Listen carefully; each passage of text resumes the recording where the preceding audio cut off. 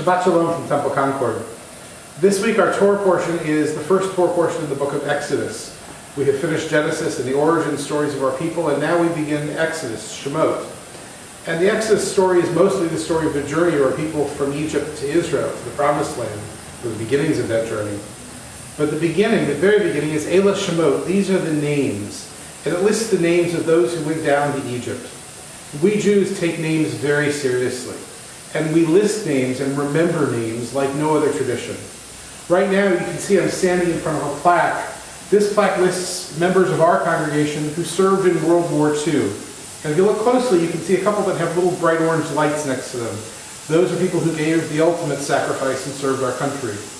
We do this because it's important for us as a people to recall Elah Shemot, these names, the names of those who came before us, the names of those who came together to form our communities, the names of those who ensured our freedom and made our lives possible. And so our tradition begins with this lesson in the Torah portion this week of remembering names and honoring names and carrying those names forward. But it's a tradition that even all these hundreds and thousands of years later, we still hold dear. Our services this evening, Friday evening, will be at Temple Addith. We're joining together for a Shabbat dinner and service there. Our choirs are both going to be singing. I hope you can join us. Saturday morning, our service will be at 11 a.m., preceded, of course, by Torah study at 10 and text study at 9. And in the coming week, things are a little quieter around the temple.